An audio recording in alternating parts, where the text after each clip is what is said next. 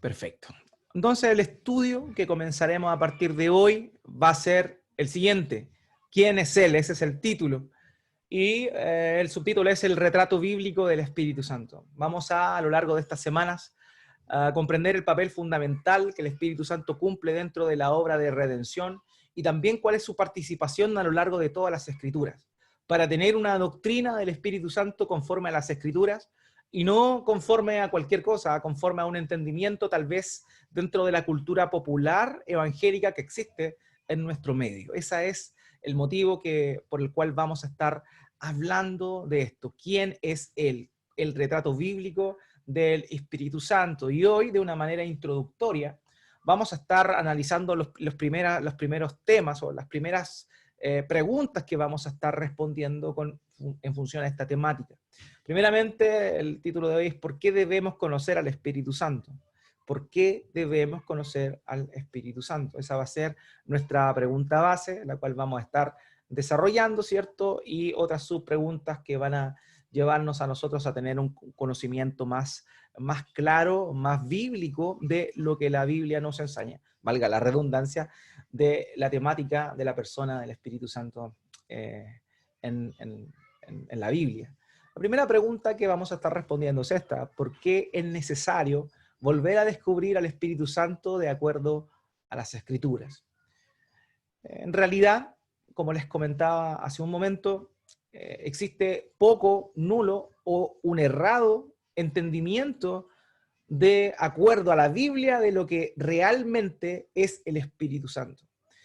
Desde tiempos inmemoriales, desde el inicio de la iglesia, los primeros siglos de la iglesia, los cristianos se vieron envueltos en ciertas controversias con respecto también a la identidad de Cristo, si Él era hijo, Él era Dios, si tenía la misma sustancia o esencia divina, pero también después, cuando se dio esa discusión, también comenzó a haber problemas con respecto al entendimiento que existía de la persona del Espíritu Santo. Entonces eso es importante considerarlo porque desde el comienzo de la historia cristiana han habido errores en función a esta temática.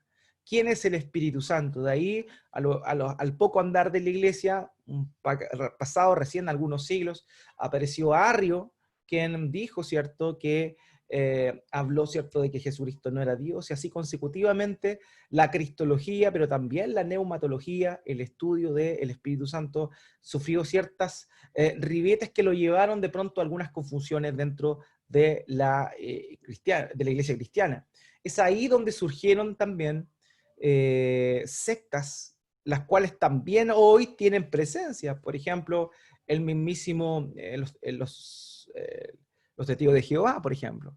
Los testigos de Jehová tienen una concepción errada de quién es el Hijo y también de quién es el Padre. Y por tanto, de quién es el Espíritu Santo. Ellos conciben al Espíritu Santo no como una persona, que es parte de lo que estaremos hablando hoy, sino que también lo consideran como simplemente una fuerza que es el poder de Dios obrando, así lo llaman ellos. Esto deriva de la misma discusión que Arrio tuvo hace muchos centenios atrás. Entonces, por eso es tan importante esto. Por eso es tan importante comprender a la luz de las Escrituras que realmente es el Espíritu Santo, entendiéndolo desde la perspectiva bíblica. Eso es muy relevante y es lo que vamos a estar revisando. Por otro lado, la cultura evangélica está más familiarizada con falsas apreciaciones que con la verdad de las Escrituras.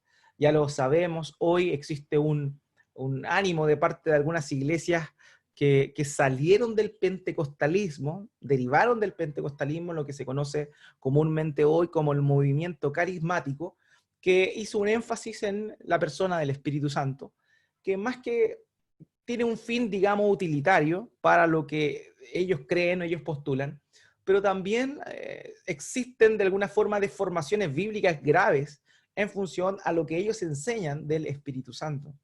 Por ejemplo, conocido es el caso de Benny Hinn. Benny Hinn tiene un libro que se llama, fue popular muchos años atrás, ya no lo es tanto, que se llama Buenos días Espíritu Santo, y donde hablaba que él tenía una relación personal con el Espíritu Santo como un amigo, como un amigo. De ahí también surge, ¿cierto?, la idea de otras personas también, o otros pseudopastores del ámbito latinoamericano, que continuaron con este mismo tipo de teología o de entendimiento de la Biblia, el cual tenía que ver, el cual tenía que ver con el, digamos, un mal entendimiento del Espíritu Santo. En Colombia hay un ministerio que se llama Avivamiento, creo, donde hay un pastor que se llama Ricardo Rodríguez, que habla del Espíritu Santo, que es su amigo, y que habla con él y todo eso. Y en realidad ahí hay desviaciones de lo que puede ser la persona del Espíritu Santo en función a lo que la Biblia enseña. Por esa razón es necesario volver a ver lo que la Biblia nos muestra en función a esta persona, el Espíritu Santo.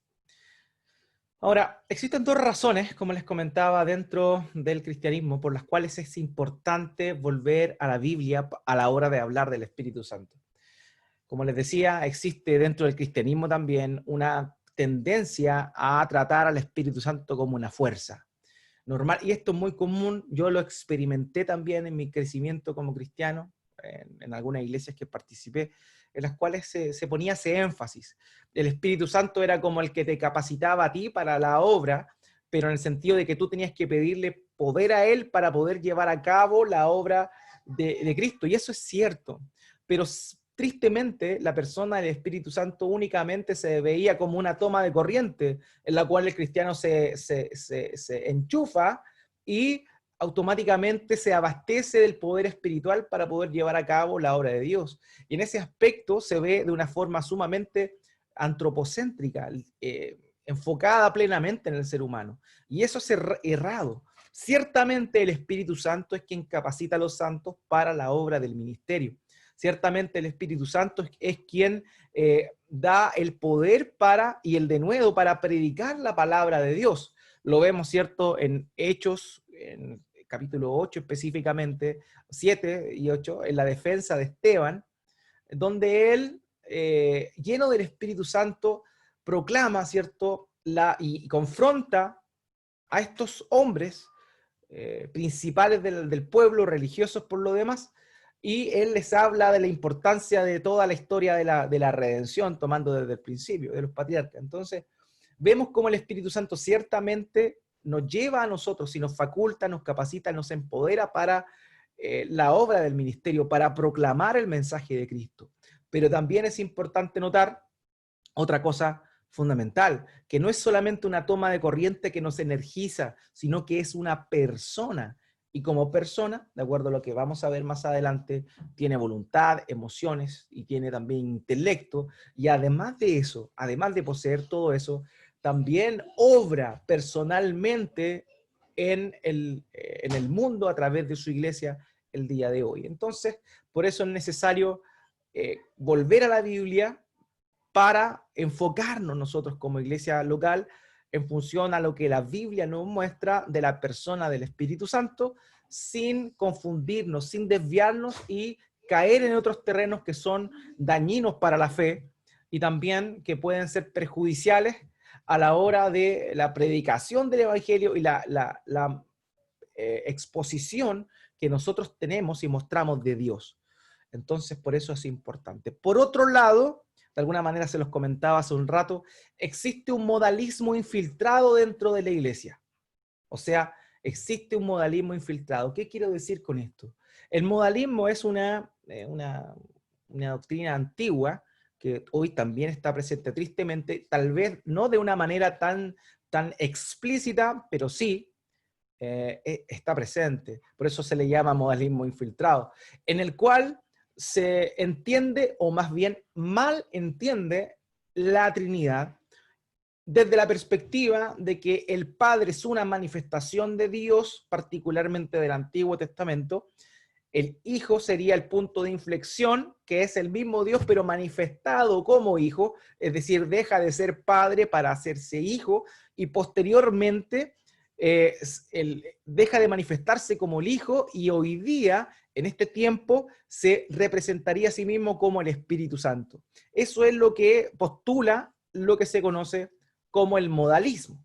Entonces debemos comprender que esta es una tergiversación de la verdad bíblica, de la doctrina bíblica con respecto al Espíritu Santo. Porque la Biblia dice que Dios es uno en esencia, en sustancia, pero es tres en personas, es decir, tres personas distintas con personalidades distintas comparten la misma esencia de Dios.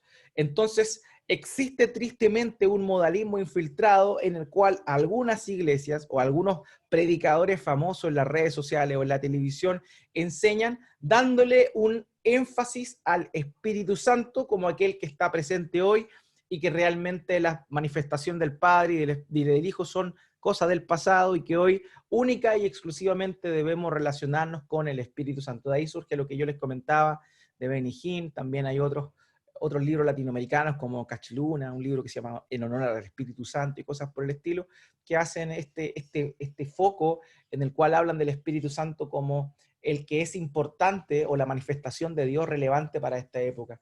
Por esa misma razón tenemos que tener cuidado. También lo vemos nosotros en las canciones cristianas que muchas veces se cantan o se han cantado en los cultos evangélicos, donde, como les comentaba la semana pasada, existe de pronto algunos errores que cantamos, y como los cantamos, los internalizamos y creemos que esos cánticos son doctrina, cuando en realidad han estado equivocados. Entonces, por eso también es importante, porque han habido canciones del ambiente cristiano, de la música cristiana, que de pronto entremezclan las ideas de Dios de una forma modalista. Hablan del Padre dándole atribuciones del Hijo, y también hablan del Hijo dándole atribuciones del Padre o del Espíritu Santo, y hay un enredo tremendo ahí que al final no se entiende correctamente el concepto de la Trinidad. En la antigüedad, la primera iglesia, cuando ellos componían sus himnos, ¿cierto? La doctrina de la Trinidad era muy importante, fundamental dentro de todo. Podemos ver el himno, ¿cierto? Santo, santo, santo, donde se habla del Dios Trino. Y eso era muy importante, pero tristemente hoy, como les comentaba, este pseudomodalismo ha ingresado a la iglesia y ha ido cambiando paulatinamente el concepto de Dios, transformándolo o llevándolo a ideas abstractas y de pronto también a malos entendidos. Por ejemplo, se me viene a la mente una canción antigua, tiene unos cuantos años atrás ya, de Marco Barrientos, que decía algo así: ven, Espíritu, ven, y lléname, Señor, con tu preciosa unción. Por ejemplo, si analizamos esa frase, nosotros podríamos decir que hay una mezcla entre las personas de la divinidad. Dice, ven, Espíritu, ven. O sea, entendemos ahí que está hablando del Espíritu Santo. Y luego dice, y lléname, Señor, de tu preciosa unción. Entonces, lléname, Señor, cuando hablamos de Señor en la Biblia, nos estamos refiriendo al Hijo.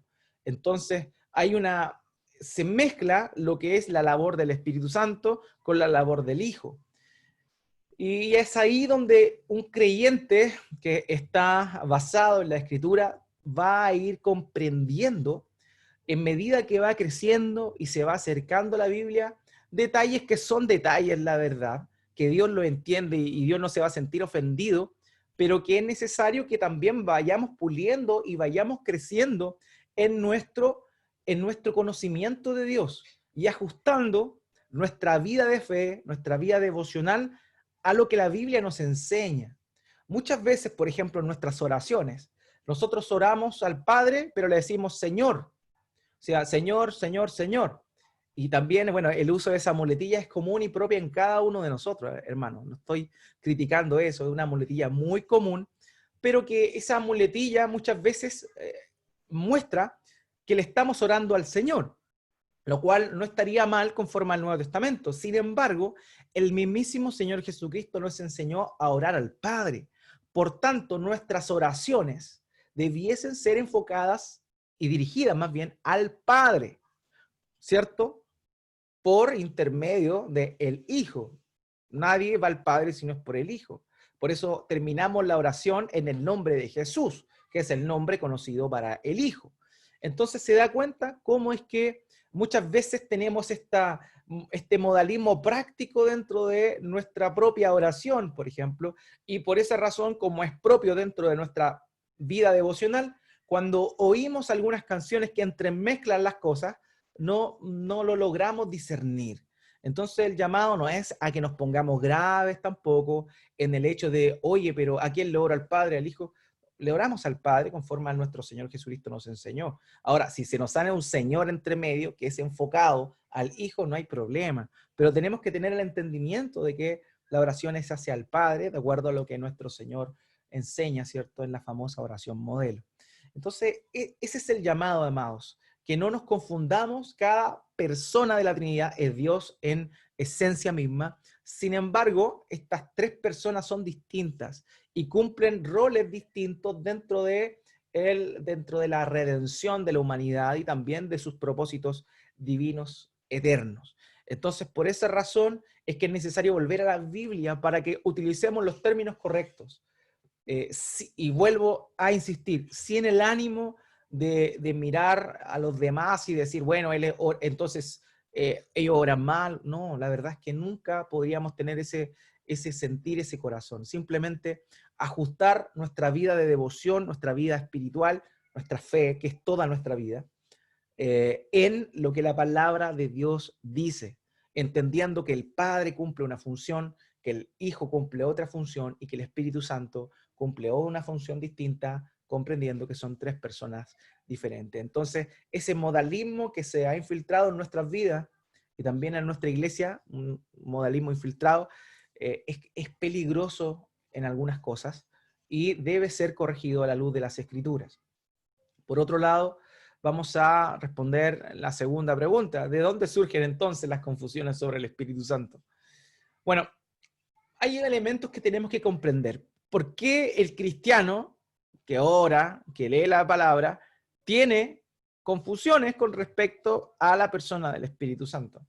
Primeramente, recordemos cuando hablamos hace unas semanas atrás con respecto al atributo de Dios de la incomprensibilidad.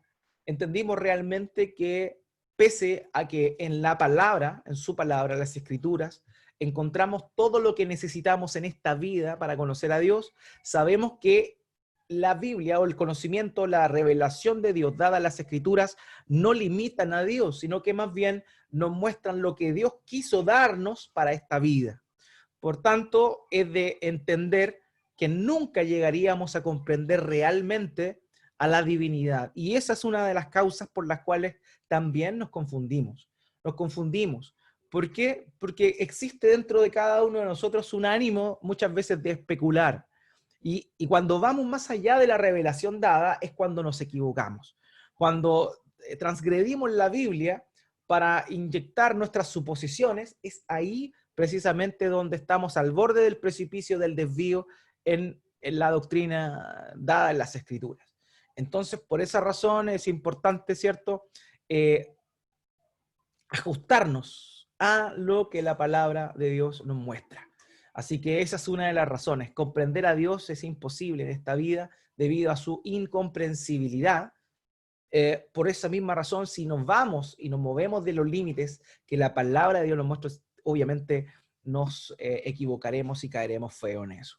Por otro lado, siendo creyentes, entendiendo que las Escrituras son nuestra regla fe máxima, nuestra regla de fe máxima, en todo lo que tiene que ver con conducta y también con fe, es importante que nosotros aceptemos, ¿cierto?, en función a eso, la doctrina de la Trinidad, porque es una realidad bíblica, no hay una invención en eso. La Biblia habla de un solo Dios y habla de tres personas, por tanto, no hay nada que decir en eso, no hay algo que objetar. Sin embargo, a la hora de llevar eso a nuestra vida o nuestra experiencia, muchas veces no podemos hacerlo, y es ahí donde surge esta desviación. Por ejemplo, una desviación que nació más popularmente en Corea del Sur, ¿cierto? Donde se le llama al Espíritu Santo la Madre. La Madre. Y también en Latinoamérica hay un, comillas, apóstol que habla de un nuevo entendimiento con respecto a la persona del Espíritu Santo, llamándole madre. Incluso cantan canciones a la Madre Espíritu Santo. Entonces, por ejemplo, eso pasa.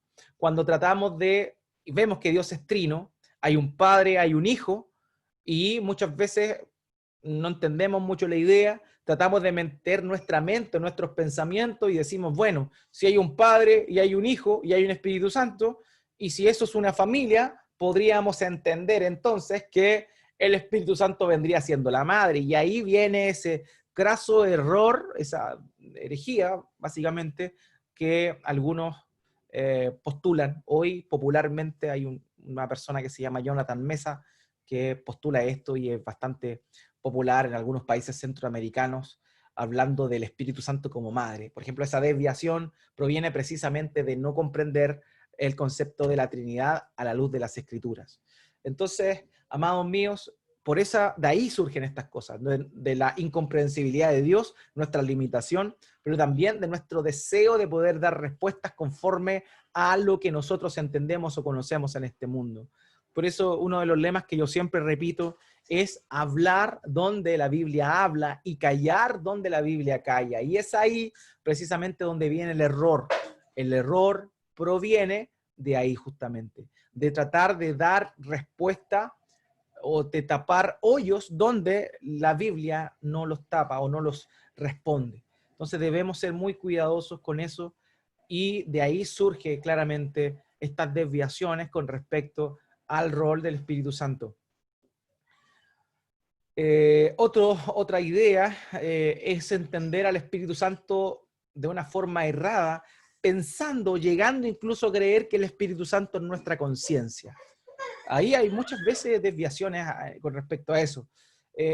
Algunas personas, algunos creyentes entienden al Espíritu Santo como el propio Espíritu, o como les decía, una voz de la conciencia. Dice, no sé, están haciendo algo, están pensando algo, y dice, bueno, ahí el Espíritu Santo me dijo, entendiendo que es su conciencia. Y eso es un error, pensar que el Espíritu Santo es nuestra conciencia. El Espíritu Santo, una persona divina, habita dentro del creyente, adentro del espíritu del hombre. Eso no inhibe, no es que el Espíritu Santo sea el espíritu del hombre regenerado. No, eso es un error. No es que el Espíritu Santo viene a morar dentro de nosotros porque nosotros no teníamos espíritu. Pensar eso es un error. No, el Espíritu Santo viene a morar dentro del creyente, en el espíritu del creyente o alma del creyente, entiéndalo como términos intercambiables, ¿cierto? Entonces, eso es bien relevante, amados míos. El Espíritu Santo no es nuestro subconsciente o la conciencia que nos habla y no nos deja hacer ciertas cosas, no. Ciertamente, cuando somos guiados por el Espíritu Santo, eso ocurre, pero no porque Él sea nuestro subconsciente, sino más bien porque es una persona divina que mora dentro de nosotros. Entonces tenemos que separar la idea del Espíritu de Dios y el Espíritu del hombre.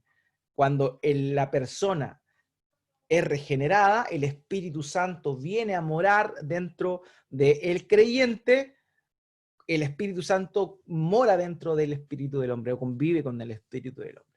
Entonces eso es lo que tenemos que tener cuidado también.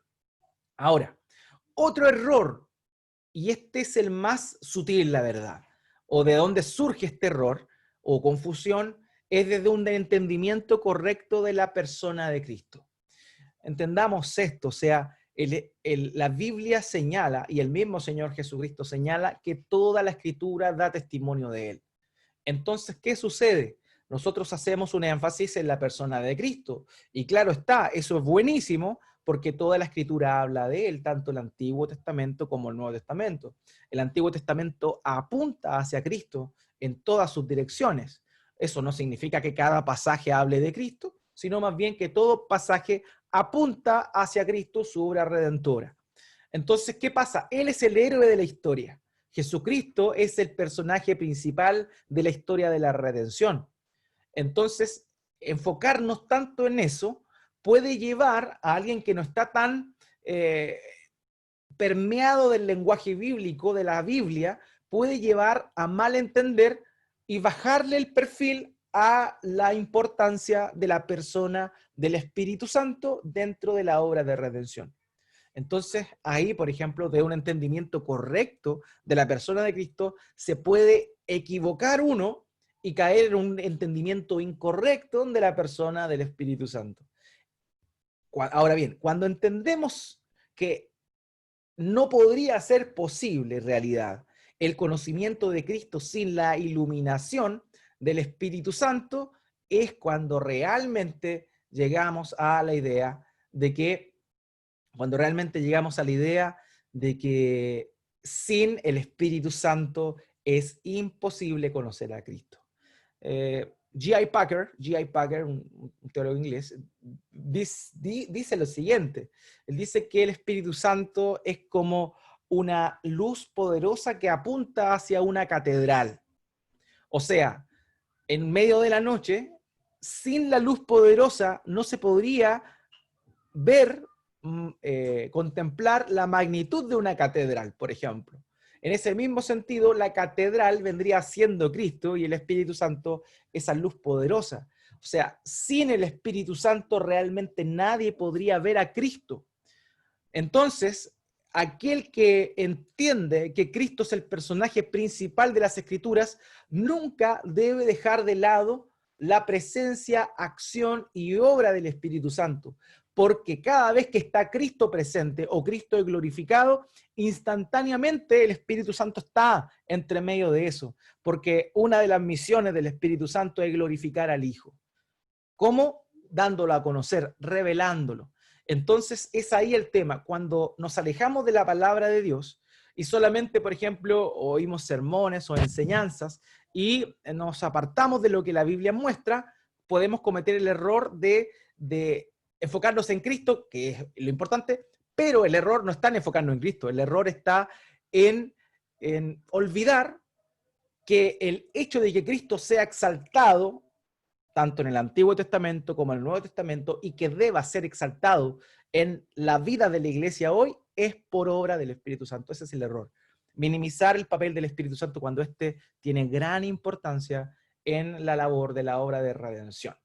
Entonces, de ahí, digamos, son algunos elementos de donde surge precisamente estos errores o estas confusiones con respecto al Espíritu Santo. Aquí hay una cita de Michael Horton que señala lo siguiente: ciertamente Cristo es el que nos guía hacia el Padre, pero esto es posible gracias al Espíritu.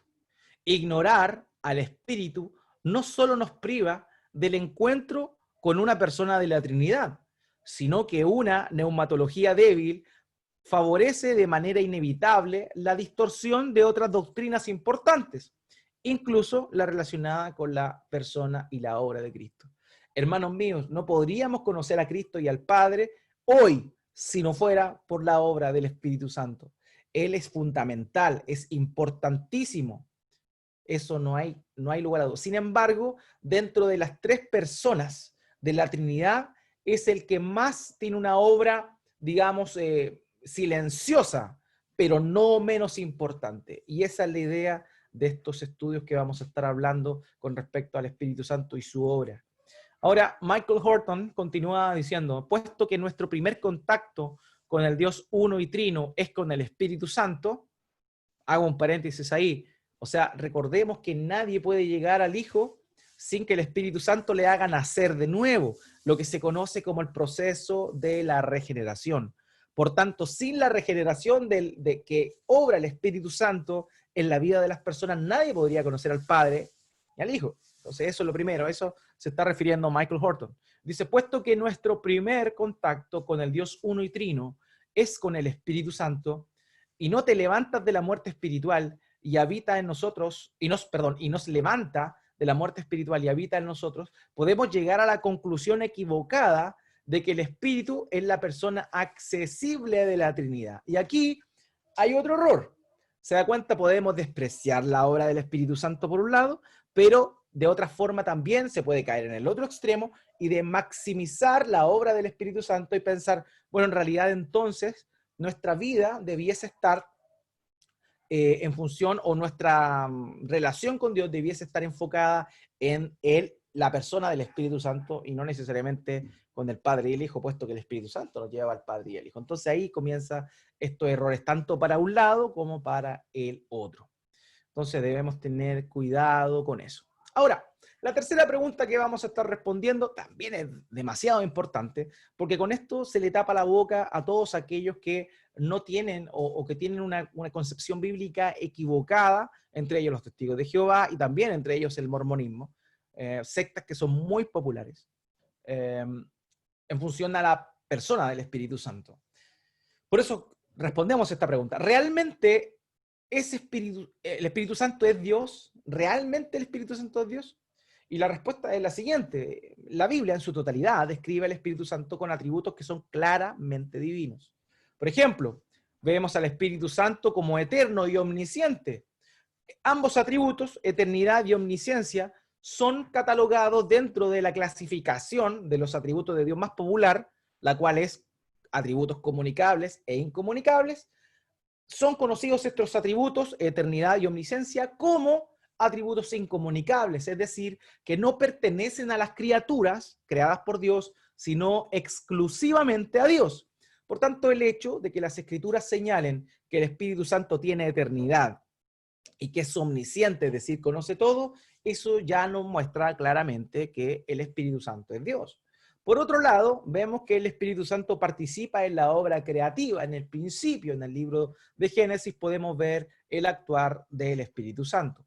Y por otro lado, ya en el Nuevo Testamento, comprendemos cómo es que el Espíritu Santo aplica la salvación a los creyentes. Entonces, cada una de estas cosas, de una manera bastante general, no quise detenerme más porque en el discipulado doctrinal hablamos de esto, por eso no quise ir más a fondo ahora en estas cosas, pero lo pueden revisar más adelante. Pero lo importante es esto, realmente el Espíritu Santo es Dios porque la Biblia lo muestra de esa forma. No es simplemente una fuerza, es Dios mismo, no es la fuerza de Dios, es Dios. Entonces, por ejemplo, vamos a ver algunos pasajes ahora en los cuales vamos a ver estos tres elementos que hemos manifestado, donde se dice que el Espíritu Santo es eterno, donde se dice que es omnisciente, también donde participó en la obra creativa, y finalmente cómo es que aplica la salvación a los creyentes. Hebreos capítulo 9, versículo 14. ¿Cuánto más la sangre de Cristo, quien por el Espíritu eterno, él mismo se ofreció sin mancha a Dios, purificará nuestra conciencia de obras muertas para servir al Dios vivo? Veamos cómo aquí el escritor de Hebreos señala que Cristo se entregó por el Espíritu eterno. O sea, habla del Espíritu Santo como eterno. Entonces aquí se le aplica el concepto o el atributo incomunicable de la eternidad al Espíritu Santo, dando por sentado de que el Espíritu Santo es Dios también.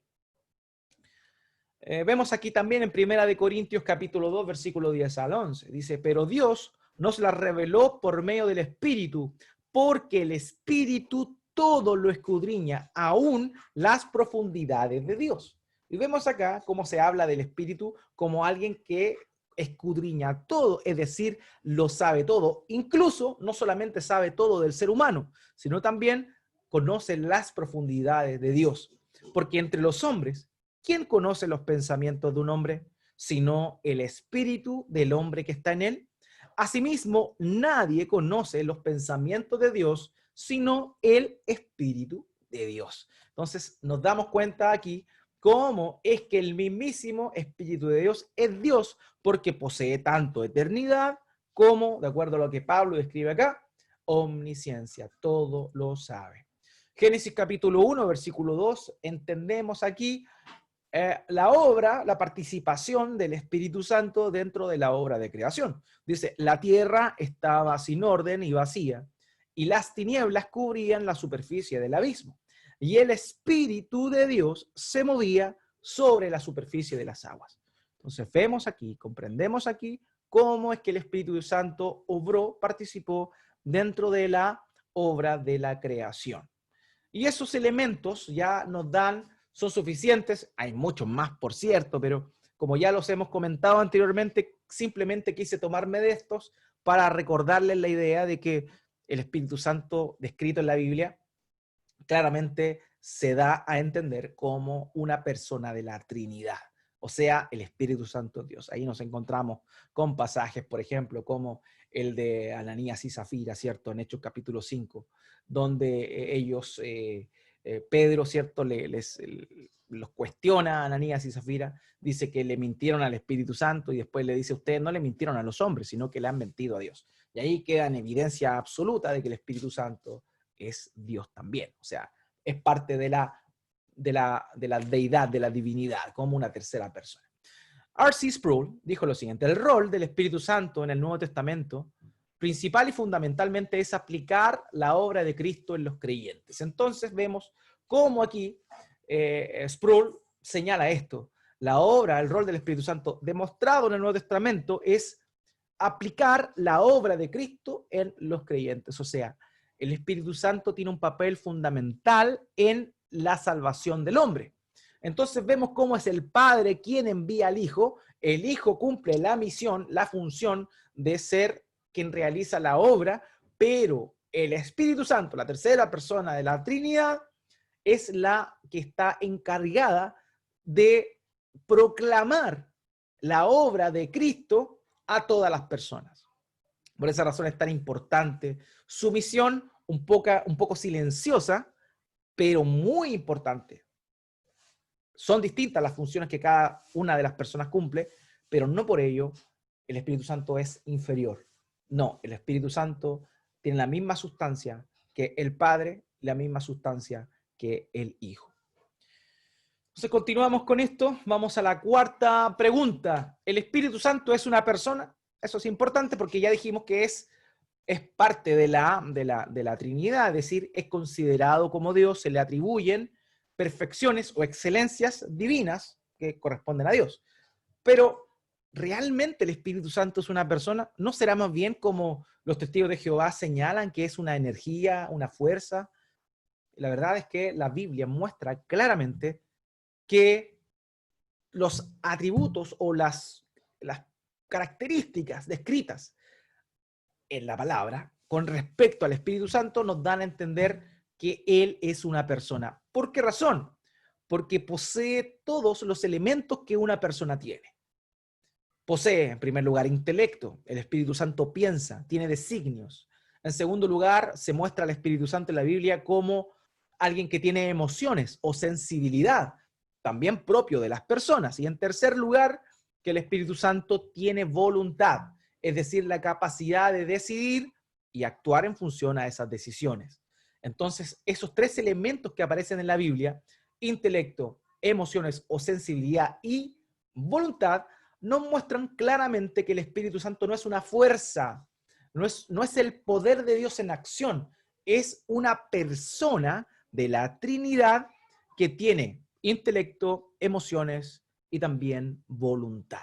Y vamos a ver eso conforme a algunos pasajes en las Escrituras.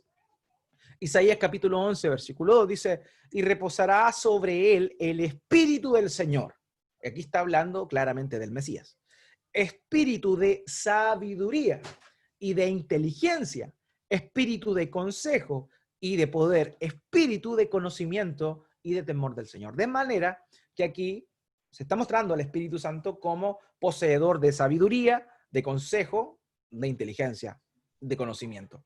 Por tanto, amados míos, aquí ya se muestra en Isaías capítulo 11, versículo 12, cómo es que el Espíritu Santo es una persona porque tiene intelecto.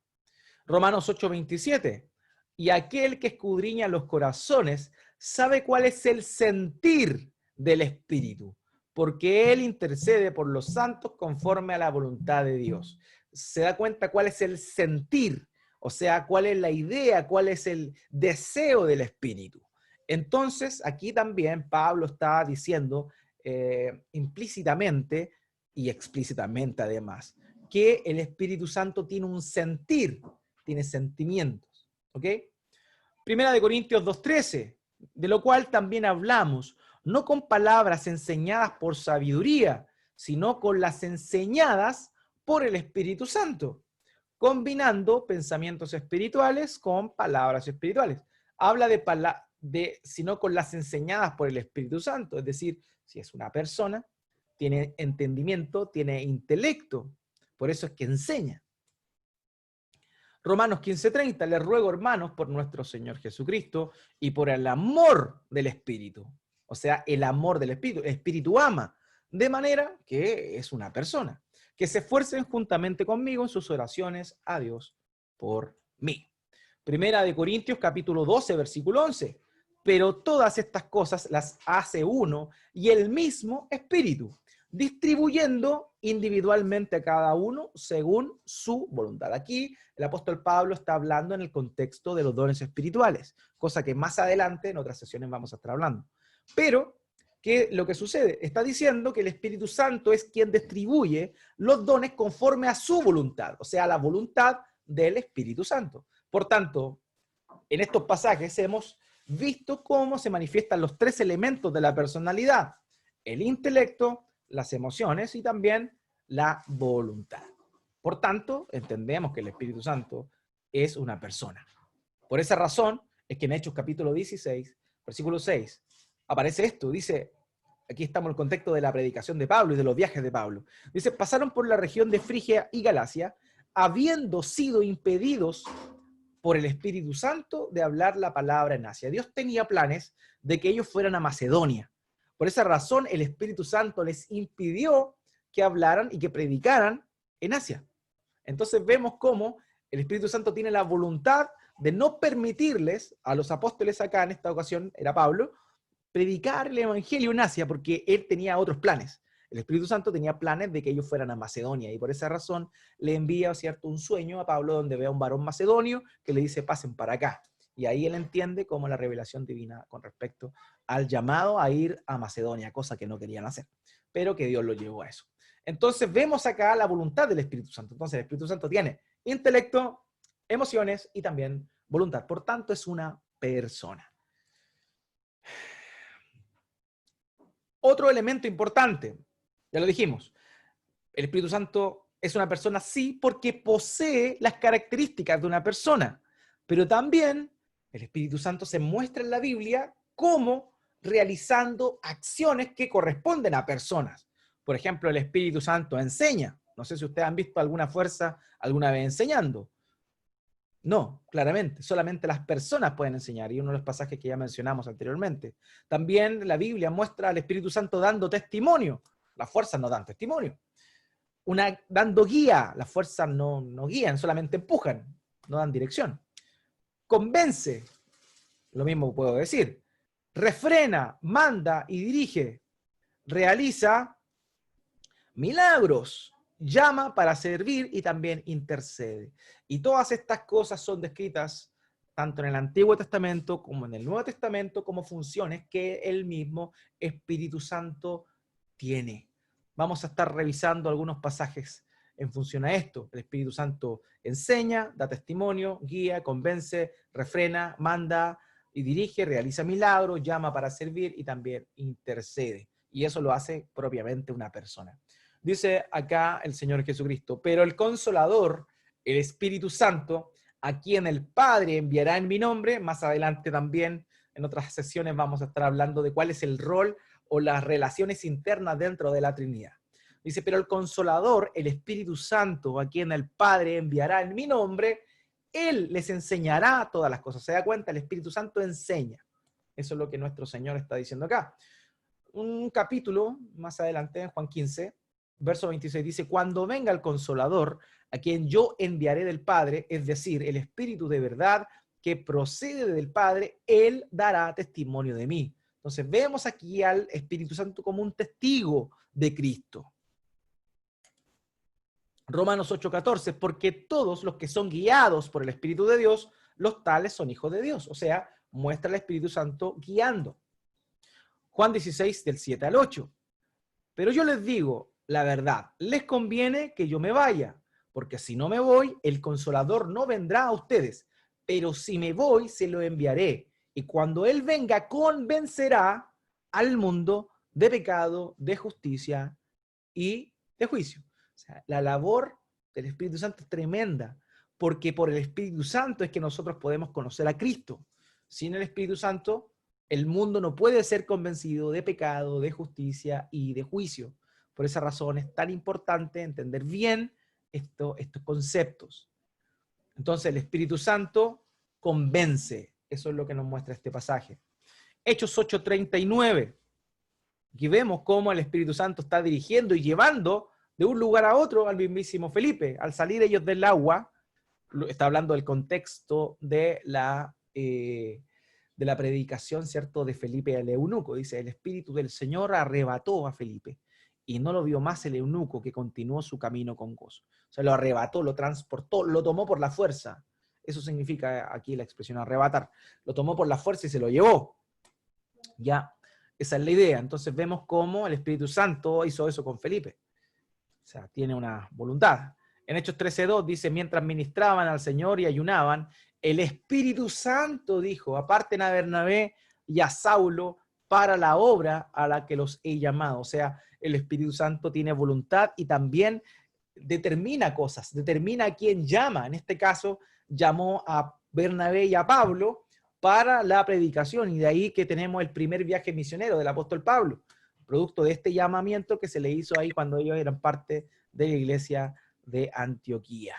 Entonces, amados míos, así es como vemos nosotros que el Espíritu Santo está presente y obra, y podemos responder con certeza a estas interrogantes. Podemos decir sin temor a equivocarnos que el Espíritu Santo es una persona de la Trinidad, es Dios mismo, pero también podemos decir nosotros que Él cumple un rol fundamental dentro de la regeneración, dentro de la obra de redención que Dios lleva a cabo. Por esa razón es importantísimo, y ese es el fin de este estudio, enfocarnos, conocer lo que la Biblia dice, lo que la Biblia señala con respecto al Espíritu Santo, para de esa manera tener y experimentar correctamente lo que Dios nos muestra por medio de la persona del Espíritu Santo. Así que eso, amados míos, era lo que tenía preparado para hoy. Vamos a seguir conociendo más del Espíritu Santo en función de la Biblia. Vamos a intentar responder algunas controversias que existen con respecto a la persona del Espíritu Santo, no dejando de lado su actuar y sus funciones, porque grandes errores se ven hoy en la praxis del cristianismo, producto de no comprender de una manera correcta la labor y la persona del Espíritu Santo. Así que eso es lo que íbamos a ver esta mañana.